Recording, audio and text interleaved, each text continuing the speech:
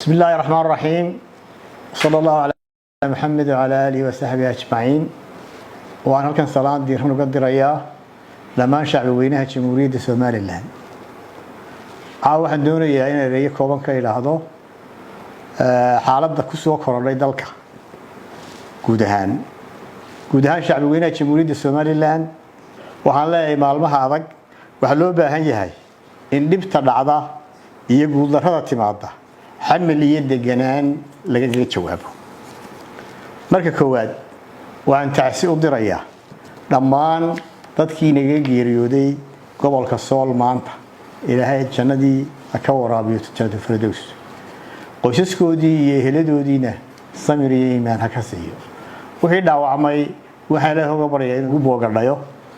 وحكلوا سوتش دينية لما وحين محابيس اللقبتي إن لقول اللقمه dhaqan wanaagsan dhaqan iyo anshax islaamnimo iyo xeerarka caalamiga iyadoo la tixgelinayo walaalayaal waxa dhacay maanta arrin murgin karta wada jirkeena midnimadeena iyo walaalnimadeena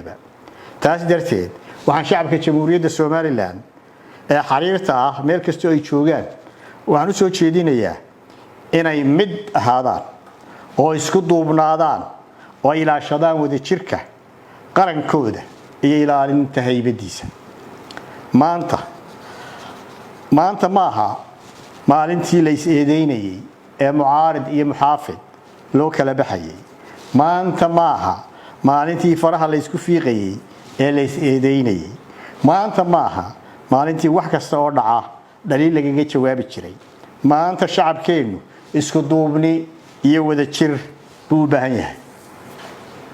warqadda xukuumadda jamhuuriyadda Soomaaliland soo saartay galabta ma aha jawaab ku filan dhibkii maanta dhacay ummadana xog siin karta ciidamada qaranka jamhuuriyadda Soomaaliland meel wal ay joogaanba waxaan leeyahay waxa tiin xudunta iyo xooga qarankani ku fadhiyo ku jiro ee ku dhisan yahay laantiina aanu qaranku jiri lahayn waxa tihiin ديرك أمضني لا ضحي عيدا وينها جمهورية Soomaaliland وحنا لا يحي اسكدوبني دينا اسمغل كينا يكلا ضمينتينا يسكاش قدح دينا أيا هنتيدا وين ما أنت شعب غني هذا يبين كرتان تاسبانا إنك فريا تاسبانا إنك كل الدردار مية وحنا نكرر شيء إن هذا هاتان ولي ديركيد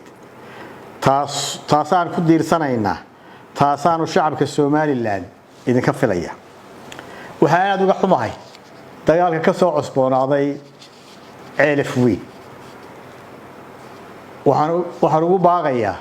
dadka walaalaha ee wada degan halkaas ama degmada ceelif weyn xabad joojin iyo nabadeyn degdeg ugu dambeyn maanta maadaama ay noo wada muuqato dhibta ay keentay wada tashilaanta ismaqlaanta isu joojilaanta waxaan ku baaqayaa in talo midnimo qaran la isugu yimaado si dalkan loo badbaadiyo dhammaantiin salaamu calaykum waraxmatullaahi wabarakaatuh